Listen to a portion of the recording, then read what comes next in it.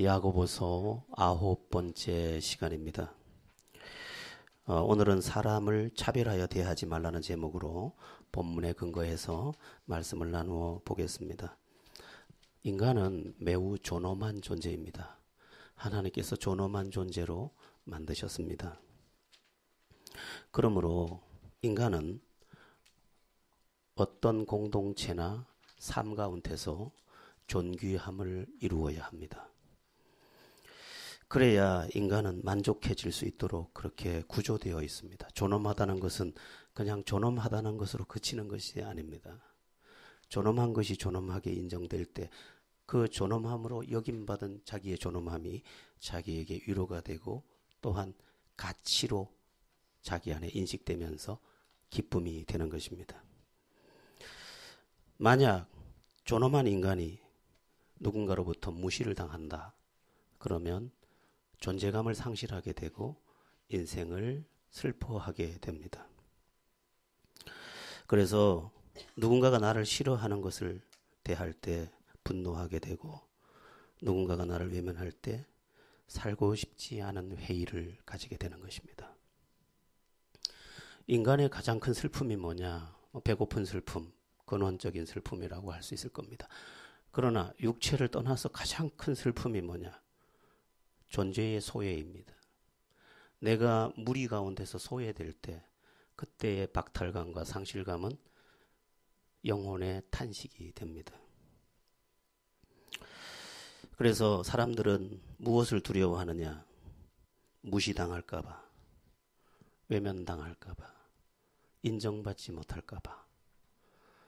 여자들이 자주 하는 말이 있습니다. 가정에서 당신이 나 무시했잖아. 이 무시라는 것은 무가 아닙니다. 무시. 저는 경상도 와서 처음 알았습니다. 무를 무시라 한다는 것을. 인간은 무시되는 것을 가장 두려워합니다. 통계에 의하면 단 몇 사람만 나를 진실이 알아줘도 자살하지 않는다고 합니다. 아무도 나를 몰라줄 때 나는 죽고 싶을지도 모른다는 것입니다. 문제는 내가 그런 것처럼 모든 사람이 그렇다는 사실입니다. 내가 외면받기를 싫어하고 차별 대우받는 것을 싫어하는 것처럼 내 앞에 있는 바로 그 사람도 외면당하고 차별 대우받는 것을 슬퍼한다는 것이죠. 물론 겪어보면 사랑하기 힘든 사람들이 많이 있습니다. 왜 저럴까? 왜 미운 집만 골라 할까?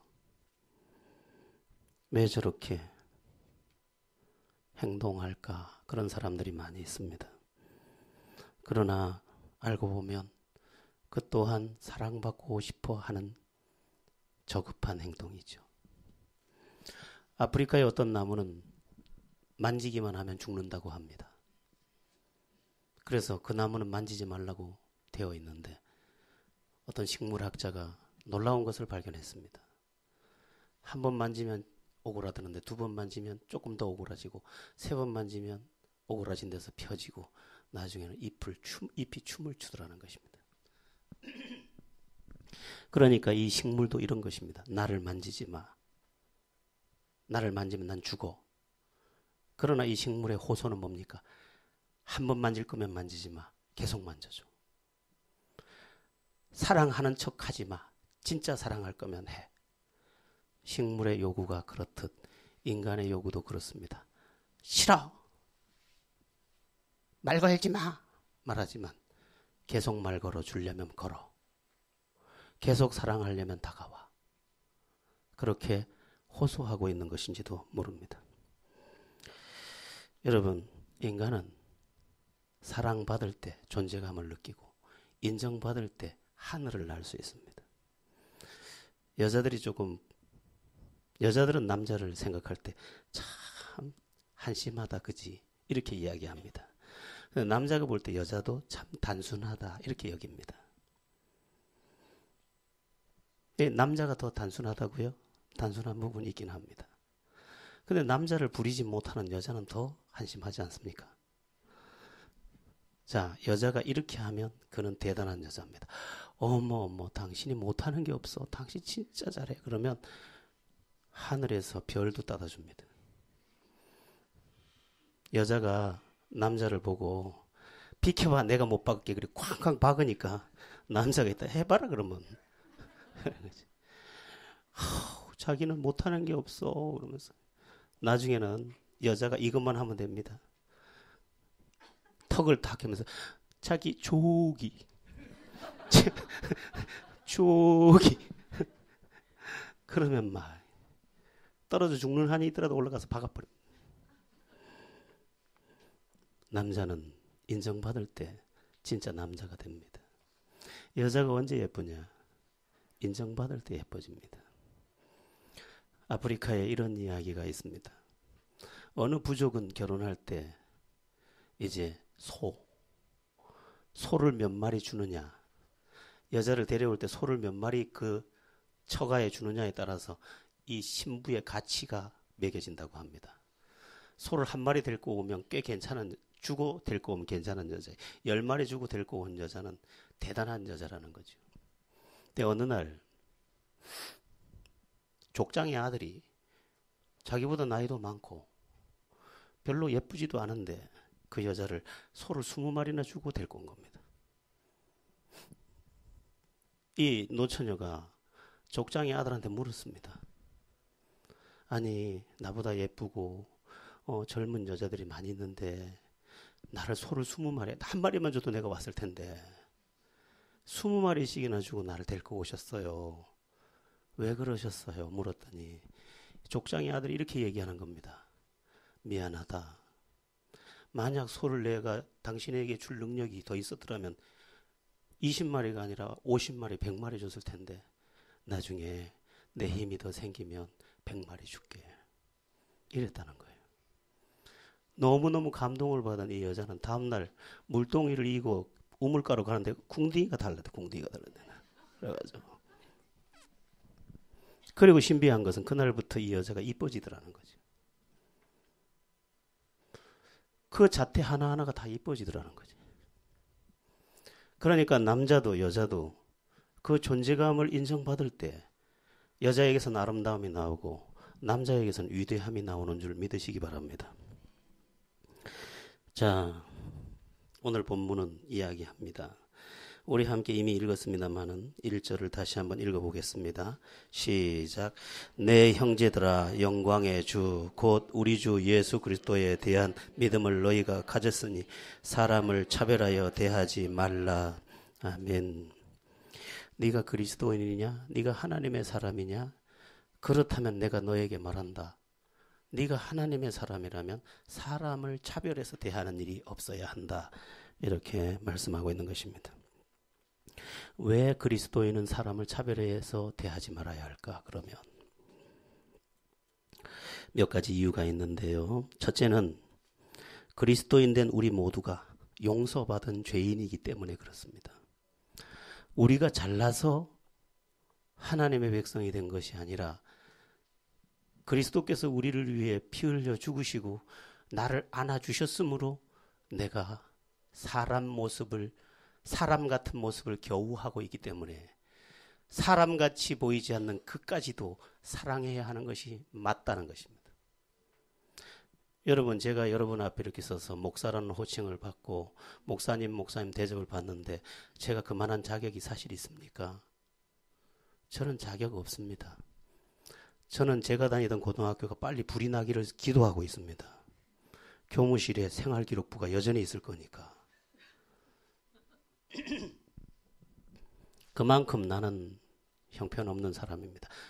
다만 28 그 해에 주께서 나를 만나주셨고 그 은혜가 나를 이렇게 바꿔서 마치 다른 존재처럼 여기에서 말씀을 전하는 사역자로 있을 뿐이죠. 그러니까 나보다 못해 보이는 그 사람이 나보다 못한 게 아니에요. 내가 먼저 은혜를 받았을 뿐이지. 내가 먼저 주님을 만났을 뿐이지. 내가 먼저 사랑을 받았을 뿐이지.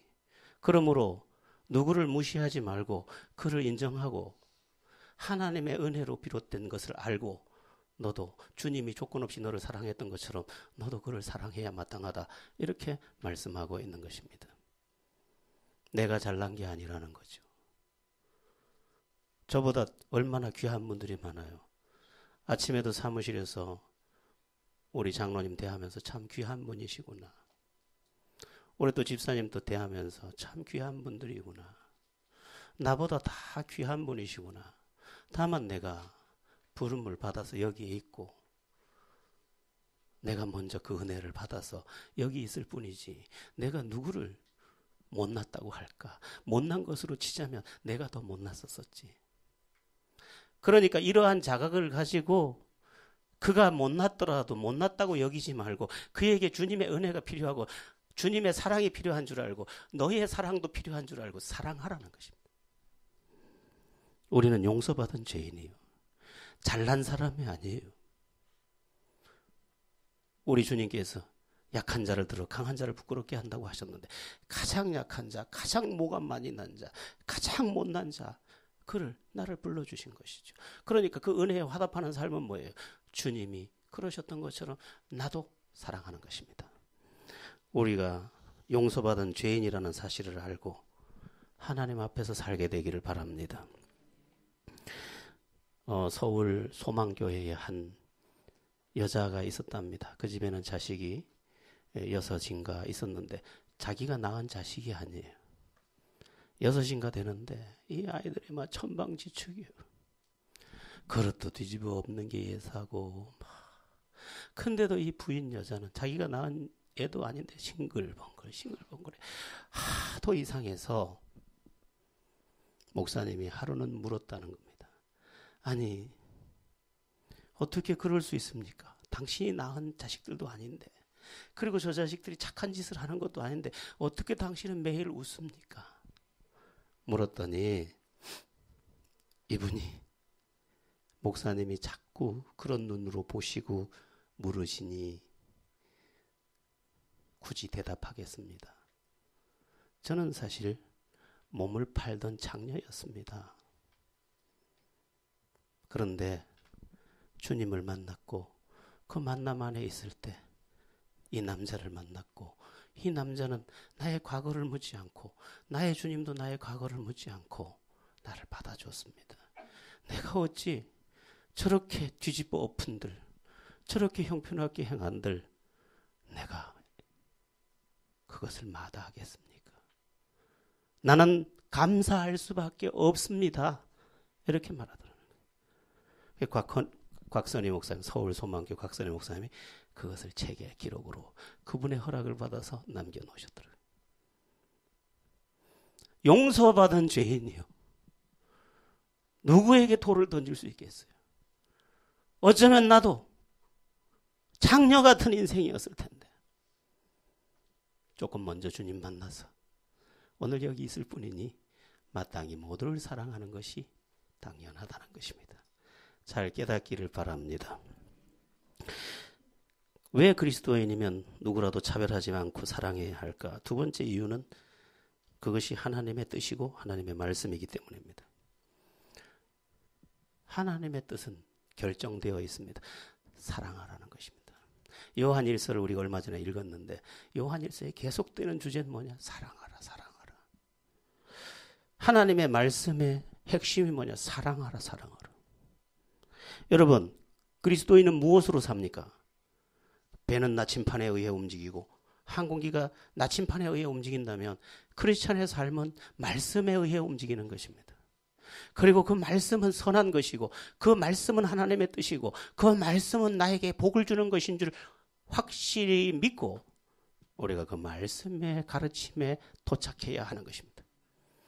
그러므로 우리는 말씀이 지금 나에게 뭐라고 하고 있는지를 보고 그 말씀대로 살려고 해서 말씀을 보니까 말씀이 뭐라고 가르치고 있습니까? 사랑하라는 거예요. 누구를 사랑하라고? 세상에 원수도 사랑하라는 거예요. 그러니까 우리가 완전하지 않기 때문에 원수를 사랑하기가 힘들지만 그러나 하나님의 말씀을 이루기 위해 원수도 사랑하기 위해 거룩한 몸부림을 치는 것이 우리들의 입장이어야 마땅하다는 것입니다. 여러분, 우리가 하나님을 믿고 예수 그리스도를 믿고 죄사함을 받고 구원을 받게 된 그 모든 동기, 그 근원적인 것도 어디에 있느냐? 우리가 예수가 구세주인지를 어떻게 알았습니까? 하나님의 말씀이 가르쳐줬기 때문에. 하나님이 창조주라는 걸 어떻게 알았습니까? 하나님의 말씀이 가르쳐줬기 때문입니다. 그런데 우리가 어떻게 살아야 되는지는 어디서 찾습니까? 하나님의 말씀이 지시하는 것을 보고 그 말씀을 따라 살면 되는 것입니다. 말씀을 읽으면서 우리는 지금 요즘 말씀을 계속 읽고 있는데, 요즘에 이제 여러분들이 창세기 12장까지 읽었으면 아브라함을 부르시는 하나님을 볼 수 있으셨을 겁니다. 창세기 1장에 창조가 나오고, 2장에 하나님의 그 언약이 나오고, 3장에 타락이 나오고, 4장에 가인과 아벨 죽음의 족보, 5장까지 나오고, 6장에 노아 홍수 심판이 시작되고, 9장에서 마무리되고, 11장에 바벨탑이 나오고, 12장에 아브라함을 부르는 이야기가 나오지 않습니까? 아브라함을 부르는 그 장면을 보면서 우리는 뭘 생각할까요? 아, 하나님이 부르시면 순종해야 되는구나. 아, 해, 달, 별 다 하나님이 창조하셨구나. 가인처럼 시기하는 영이 돼서 동생을 죽이면 미워하면 안 되는구나. 창세기 5장, 아, 사람은 죽는구나. 이런 것들을 말씀을 통해서 알 수 있는 것입니다. 그러니까 말씀을 확장해서 보면 뭡니까? 아, 겸손해야 되는구나. 교만하면 안 되는구나. 아, 용서해야 되는구나. 미워하면 안 되는구나. 말씀 안에서 답을 얻는데, 그 말씀이 우리에게 오늘 지시하기를 뭐라고 해요? 차별 없이 사랑하라. 말씀이 그렇게 말씀하므로 우리 크리스찬의 나침판은 하나님의 말씀이기 때문에 그 말씀을 내게 가져와서 그 말씀을 살아야 되는데, 그 말씀 속에 차별하지 말고 사랑하라는 것이 들었으므로 우리는 마땅히 아무도 차별 없이 사랑해야 한다는 것입니다. 여러분, 뭐가 복이 될지 지금은 잘 모릅니다. 오늘 내가 그를 사랑했는데 그가 나에게 어떤 돌다리가 될지 모릅니다. 그래, 우리 작은 애가 필리핀에 있을 때 제가 부탁을 많이 했습니다. 누구를 만나든 귀하게 여기거라. 거기서 많은 사람을, 흑인도 룸메이트로 같이 있었다고 하더라고요. 흑인도 귀하게 여겨라. 그가 어떤 다리를 놓아 어떻게 그걸 밟고 내가 승리하게 될지 모른다. 무시할 수 있는 대상은 아무도 없다. 다 귀하게 여겨라. 여러분, 어디서 복이 올지 몰라요. 어떤 목사님이 개척교회를 하는데, 개척교회의 어려움은 뭡니까? 항상 물질이 부족하다는 것입니다. 이 목사님 너무 부족한데 성도가 없으니까 먹을 것도 없죠. 그런데 신비한 일은 아침 저녁으로 인사를 했던 그 저작거리 골목에서 야채 조금 갖다 놓고 팔던 그분이 맨날 쌀을 갖다 주더라는 거예요. 목사님 아침 자셨습니까? 하고 갖다 주더라고요. 목사님이 늘 눈물을 흘렸다고 합니다. 지나가면서 인사했는데 이분이 쌀로 화답할 줄 몰란 거죠. 인생은 모릅니다. 우리 모두 하나님의 말씀대로 살아서 하나님이 어떻게 일하시는지를 보고 하나님이 어떻게 공급하시는지를 보는 놀라운 자리에 서게 되기를 예수의 이름으로 바랍니다. 왜 그리스도인은 그 누구라도 차별하지 않고 사랑해야 될까? 세 번째는 성령을 소멸할 수 없기 때문입니다. 성령을 소멸하지 말아야 되기 때문에 그렇습니다. 우리 마음에는 두 마음의 법이 자리하게 되어 있습니다. 우리가 예수를 믿을 때 우리 안에 즉각 임하는 게 있는데 성령입니다. 그리스도의 영이 우리 안에 임해서 우리를 주장하기 시작합니다. 이 성령은 우리 안에 오셔서 여러 가지를 하는데 믿음을 발생하기도 하고 진리를 깨닫기도 하기도 하고 내 성품을 바꾸어 주기도 하고 내 감정을 바꾸어 주기도 하고 내 의지를 바꾸어 주기도 합니다. 그리고 선한 것을 자꾸 주장해 줍니다. 하나님이 기뻐하는 편을 감동으로 자꾸만 주장을 해 줍니다. 그래서 성령을 따라가다 보면 진리의 말씀과 성령을 따라가다 보면 어디에 이릅니까? 하나님이 기뻐하는 곳에 도착하게 됩니다. 그런데 문제는 뭐냐 하면 우리 안에 두 마음의 법이 존재한다는 것입니다. 로마서 7장에서 말하듯이 마음으로는 의의 법을 육신으로는 죄의 법을 섬기는도다. 오호라 나는 공고한 사람이로다. 이 사망의 늪에서 누가 나를 건져내랴. 이미 예수 믿어서 죄사함 받고 구원받아서 성령의 은혜까지 받았는데 성령이 주장하는데 동시에 육신이 주장한다는 것입니다. 육신은 뭐라고 그렇게 하지 마. 이익되는 쪽으로 해. 성령은 뭐라고 말해? 손해가 되더라도 주님이 기뻐하는 쪽으로 해. 성령과 육신이 줄다리기를 할 때 만약에 우리가 육신의 선택을 받아들여서 알았어, 손해되는 짓을 뭐하러 하겠어. 그러고 육신의 편리를 쫓아가게 되면 어떤 일이 벌어지느냐. 나를 주장하던 성령이 억압을 받고 외면을 당했기 때문에 성령이 서서히 나를 떠나면서 성령의 소멸의 사건이 일어나는 것입니다. 그런데 반대로 성령이 내 마음을 주장했어요.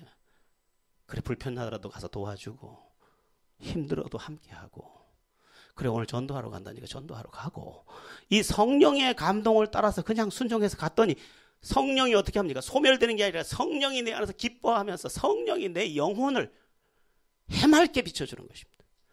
그러니까 성령을 소멸할 수 없기 때문에 사랑해야 된다는 말은 뭐냐? 성령은 누구를 미워하는 것을 싫어합니다.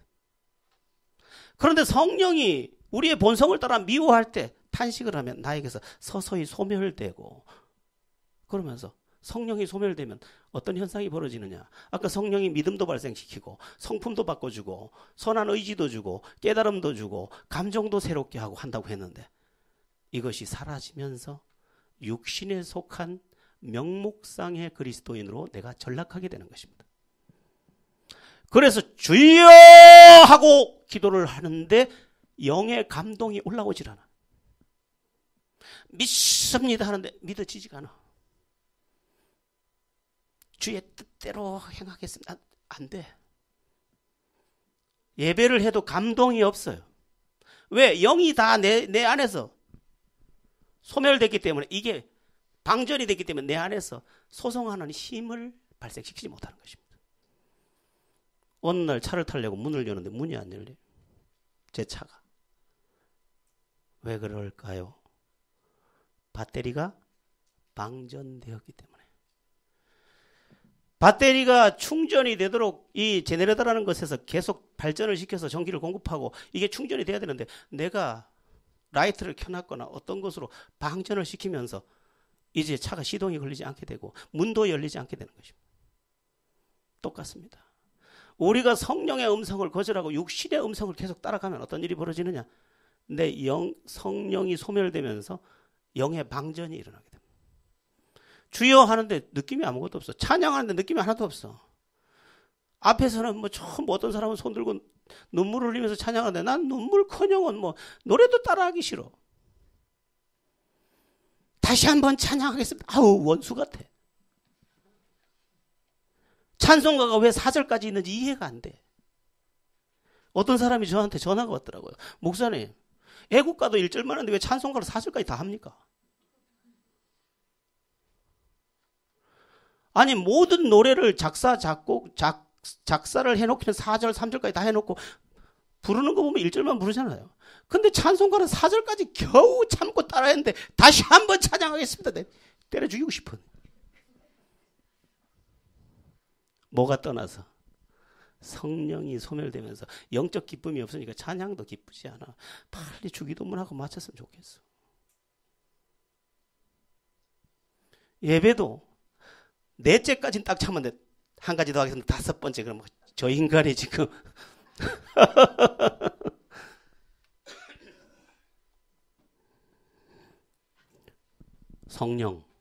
성령을 소멸치 않고 성령에 민감하게 반응하고 성령의 편을 따라가다 보면 성령이 내 안에서 기뻐하면서 성령이 기뻐하다 보니까 성령이 충만해지고, 그 충만한 성령은 찬양을 해도 기쁘고 기도를 해도 기쁘고 예배를 해도 기쁘고 성도들과 교제를 해도 기쁘고 주님이라는 말만 들어도 기쁘고. 예전에 제가 이렇게 밥을 먹고 나오는데 누가 저 뒤에서 저한테 이러는 거예요. 목사님 고향 언제 가요? 추석이 가까웠나 봐요. 고향 언제 가요? 이렇게 물었어요. 그랬더니 날마다 고스톱 치는 권사님이, 나이 드신 권사님인데 고스톱을 어디서 쳐요? 이런 분들. 고향 소리가 고스톱으로 들리는 거예요. 고자만 들어가 무조건 고. 영이 빠져나가고 육이 들어오니 육의 음성밖에 안 들리는 거예요. 나 깜짝 놀랐어요. 고향이 왜 고스톱이 되지 이게? 크리스찬이 누구냐? 성령 안에서 사는 사람이. 그래서 그냥 구주를 생각만 해도 내 마음이 좋거든. 감격의 노래가 있는 여러분 모두 성령을 소멸치 말고 성령의 가르침대로 내 곁에 있는 그를 포함해서 모두를 사랑하기를 축원합니다. 자, 그 다음에 성령, 왜 또 차별 없는 사랑을 해야 되느냐? 네 번째까지는 A씨 안 그러니까. 네 번째는 나를 해치는 어리석은 짓을 하지 말아야 하기 때문입니다. 여러분, 너를 해치는 거는 너를 해치는 게 아니에요. 결국 나를 해치는 거예요. 옆에 사람한테 한번 해보든지요. 야, 그는 그거 왜? 이러겠죠. 야, 우리 그 장윤정 아시죠? 장윤정 노래 뭐야? 뭐가 있어요? 어머나. 이 장윤정이 있죠. 장윤정이 하고 결혼한 사람 남자가 도경환이죠. 예, 성경은 몰라도 우리 아들은요 이런 기가 막히게 합니다. 도경환하고 장윤정이가 부부싸움을 했답니다. 부부싸움을 한참 하는데 이 도경환이가 이제 화가 나가지고 참 온유한 사람이더라고요. 도경환이가 참 온유한 사람인데 갑자기 화가 나니까 자기 남자잖아요. 화가 얼마나 나는지 야 이랬는 거예요. 근데 장윤정이가 보통 여자가 아니잖아요. 엄마를 고발하는 사람 아니에요. 장윤정이가 딱 눈 큰데 더 크게 뜨고 말했어요. 여기 야가 어디 있어? 이랬는 거예요. 도경환이가 뭐라 그러는지 압니까? 야 없습니다.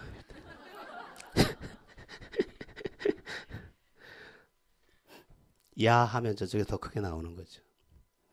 니를 아프게 했는데 그가 나를 더 아프게 할 수 있는데 도경환이는 알고 있었는지 이제 부드럽게 가야 부드럽게 온다는 거야. 야 없습니다. 그럼 없으면 됐어 이러더라고요. 없으면 됐대. 너를 아프게 하지요. 니를 울리고 내가 웃는 법이 없어요. 네가 가슴 아픈데 나는 행복할 수 없어요. 그래서 하나님이 말씀한 말씀 중에 황금률이라고 부르는 마태복음 7장 12절은 너희가 남에게 대접을 받고자 하는 대로 남을 대접하라. 이것이 율법이요 선지자의 강령이니라. 저기 남인 줄 알지. 네가 그를 함부로 대하면 그가 너를 함부로 대할 거야. 네 한번 우리 젊은 애들 표현으로 쌩까봐. 고개 한번 돌려봐. 그도 너를 고개 돌릴걸? 네가 가서 안아봐. 그가 너를 안을걸? 그러니까 바보들은 그가 남인 줄 알아요. 심지어 이 바보 같은 남편들은 부인도 남인 줄 알아.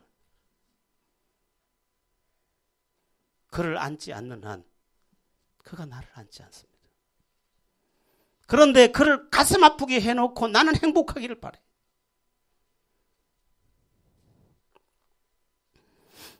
야, 근데 어리석은 이 남편들이요. 이런 얘기를 해요. 또 그래 놓고는. 다음에 다시 태어나면 나랑 살기가 그러대. 지 바보 같은 묻히나 말지. 에? 지혜로운 여자는 또 이렇게 대답해. 그럼 속으로 아이고야. 그런데 지혜롭지 않은 여인은 미쳤나 내가 이런데.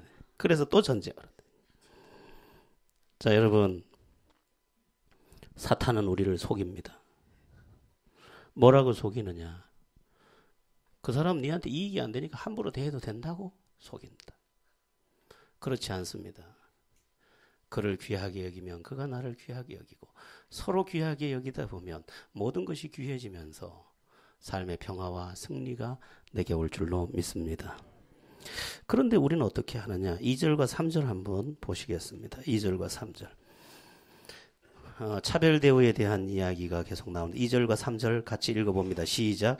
만일 너희 회당에 금가락지를 끼고 아름다운 옷을 입은 사람이 들어오고 또 남루한 옷을 입은 가난한 사람이 들어올 때 너희가 아름다운 옷을 입은 자를 눈여겨보고 말하되 여기 좋은 자리에 앉으소서 하고 또 가난한 자에게 말하되 너는 거기 서 있든지 내 발등상 아래에 앉으라 하면 부자가 저기 딱 들어와요. 코트를 하나 입고 뭐 약간 이렇게 걸었겠지 이렇게. 그러니까 집사님 여기 앉으세요. 저기 남루한 사람이 와서 뭐 어디 앉든지 말든지 뭐 그 뜻이죠. 그렇게 하면 차별하는 것이 아니냐. 그런데 그 뒤에 나오는 내용이 굉장히 의미심장합니다. 자, 우리 함께 보겠습니다. 보겠는데 6절 한번 보겠습니다. 시작. 너희는 도리어 가난한 자를 업신여겼도다. 부자는 너희를 억압하며 법정으로 끌고 가지 아니하느냐. 부자를 더 대우하는 것은 뭔가 이익을 얻기 위해서 그러는데 부자가 너희에게 줄 거 없어 이 말이에요. 이건 비교적인 말이에요. 가난한 자를 잘 대해줘봐. 그가 참으로 너를 위할 걸. 그러나 부자를 너가 대접한다면 그가 너를 무시할 걸. 돈도 없는 주제에 또 밥 사는 거 봐라 이런다는 거죠. 여러분, 참고적으로 분명히 말씀드리고 싶은 것은 이익을 쫓는다고 해서 이익이 오는 게 아닙니다. 그러면 어떻게 하면 이익이 오느냐? 본분을 다하면 이익이 옵니다. 이익을 쫓는다고 이익이 될 것 같으면 이 세상에 풍요하지 않을 사람이 누가 있겠습니까? 인생은 욕심으로도 또는 이익을 추구하는 극단적 이기주의로도 결코 행복을 정복하지 못합니다. 그런데 본분을 다했더니 그냥 사랑할 수 있어서 감사하지요. 드릴 수 있어서 감사하지요. 도울 수 있어서 감사하지요. 함께 할 수 있어서 감사하지요. 기도해 드릴 수 있어서 감사하지요. 그렇게 그냥 살았는데 나중에 보니까 여기서도 복이 되어 오고 저기서도 복이 되어 오고 그것이 모두 나의 면류관이 되더라는 것입니다. 차별하지 말고 마땅히 사랑할 대상을 찾아 기꺼이 차별 없이 사랑하는, 그래서 삶의 풍요를 누리는 은혜가 있기를 축원합니다. 자, 9절 말씀 한번 이제 가보겠습니다. 내용이 쭉 연결이 되어 있는데 9절 한번 읽어보겠습니다. 시작.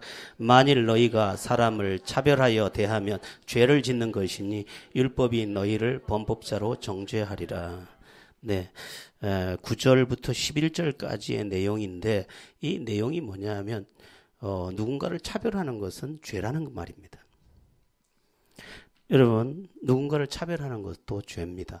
우리는 도둑질하는 것만 죄라고 여기지만 간음도 죄고 이거 역시 죄라고 오늘 본문은 말씀하고 있습니다. 누군가를 차별하는 것도. 우리 주님께서 이런 말씀을 또 했습니다. 마태복음에 보면 나는 너희에게 이르노니 형제에게 노하는 자마다 심판을 받게 되고 형제를 대하여 라가라 하는 자는 공회에 잡혀가게 되고 미련한 놈이라 하는 자는 지옥불에 들어가게 되리라. 형제에게 노하는 자, 누군가를 무시해서 너 필요 없어 라가, 너 같은 거 필요 없어 하고 그를 정죄하는 자, 그런 사람들은 살인죄를 저지른 것 같이 취급을 받는다고 오늘 본문이 말하고 있습니다. 뭐 그거 무시했는데 그게 살인죄야. 우리 주님 너무 심하게 적용하셨네. 이렇게 생각할 수 있겠지만 그렇지 않습니다. 어떤 부인이 자살을 했습니다. 알고 보니 남편이 날마다 두 가지 잘못을 저지르는 겁니다. 하나는 부인을 날마다 무시하는 것. 다른 하나는 시간만 나면 바람피는 것. 부인이 자살을 했습니다. 그런데 남편은 부인을 죽인 적이 없습니다. 이게 하나님 볼 때는 어떠하겠습니까? 네가 살인자라는 거지. 네가 무시해서 그의 존재감을 빼앗고 네가 아내에 대한 본분을 감당하지 않아서 죽었으니 하나님의 평가로 네가 죽인 거라는 거예요. 그래서 하나님의 시각에 너 필요 없어. 그게 죄대 살인죄와 같다는 거예요. 그의 존재감을 박탈했기 때문에. 여러분, 우리 모두를 품을 수 있도록 기도하고 차별하지 않는 영성을 구하고, 그래서 풍성한 복을 부르는 우리가 되어야 하겠습니다. 이제 마지막 13절 한번 읽어보고 마치겠습니다. 13절입니다. 시작. 긍휼히 행하지 아니하는 자에게는 긍휼 없는 심판이 있으리라. 긍휼은 심판을 이기고 자랑하느니라. 자, 마지막 결론은 뭐냐 하면 긍휼을 품고 살라는 것입니다. 이게 뭐냐 하면 긍휼이라는 것은 가엾게 여기는 인자한 마음을 말합니다. 여러분, 제가 목회를 하면서 보니까 가엾지 않은 사람이 단 한 사람도 없습니다. 어느 날 새벽 기도를 하면서 우리 교인들 하나하나를 앉은 자리를 생각하면서 하나하나 기도하는데 나중에 깜짝 놀라서 다 마음이 아파. 하나도 빼놓지 않고. 장로님은 가슴 안 아플까? 장로님 기도해도 가슴이 아파. 그 잘 살고 잘 먹고 있다는 그 권사님 거기도 가슴이 아파. 여러분, 이 세상에 힘들지 않는 사람은 아무도 없습니다. 자, 한번 따져볼까요? 엄마 힘들까요? 안 힘들까요? 힘듭니다. 아빠는요? 힘듭니다. 자식은요? 힘듭니다. 회장은요? 힘듭니다. 그러면 비서는요? 힘듭니다. 신입사원은요? 힘듭니다. 경력사원은 힘듭니다. 목사는요? 힘듭니다.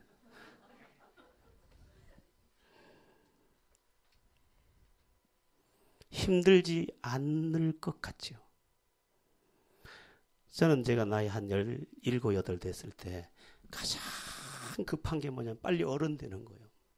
왜냐하면 내 마음대로 할 수 있으니까. 그런데 어른이 그렇게 힘든지 몰랐어. 어른 되면 되는 게 아니에요. 사장 되면 되는 게 아니에요.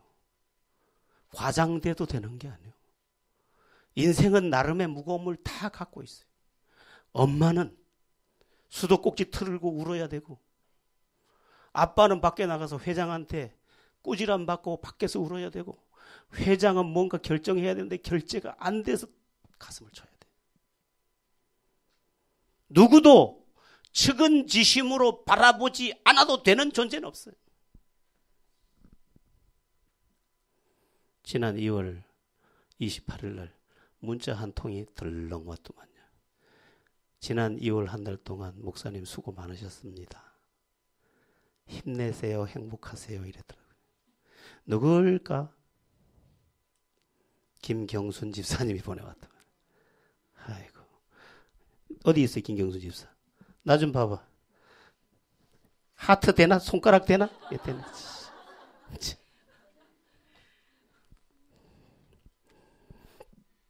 그래서 우리에게 뭐가 필요하냐? 그를 위한 선한 가슴이 필요해요. 얼마나 힘들까? 얼마나 무거울까? 여러분, 머리 위에 증축하는 교회를 짊어지고 있는 이 머리는 얼마나 무거울까? 어깨가 무겁고, 누구도 완전하지 않고, 누구도 완전하게 자유롭지 않기 때문에 우리의 도움이 필요하고, 우리의 위로가 필요하고, 우리의 사랑이 필요한 줄 믿으시기 바랍니다. 그래서 아빠 힘내세요. 이 5살 꼬마가 아빠 앞에서 춤을 출 때 아빠는 그게 고마워서 출근길에 힘을 내기도 하는 것이 우리의 인생인 겁니다. 여러분, 오늘 응애하고 태어난 아이로부터 인생을 다 산듯 보이는 90의 마지막 노년도 다 고단함을 공유하고 있는 것입니다. 그러므로 여러분, 우리는 팔을 벌리고 마음을 벌려서 누구도 예외되지 않는 그 대상을 향해 따스한 말 한마디, 사랑의 고백들, 위로의 손길들, 이것을 내밀어서 우리 가운데 긍휼의 강이 흐르게 해야 할 줄로 믿습니다. 우리 모두가 차별 없는 사랑을 뛰어넘어 긍휼에 속한, 그래서 긍휼의 주인 되신 주님의 그 선하심이 나를 통해 세상을 적시고 내 곁을 아름답게 하므로 나도 그곳에서 행복을 같이 누리는 축제가 있기를 주 예수의 이름으로 축원합니다. 기도드리겠습니다.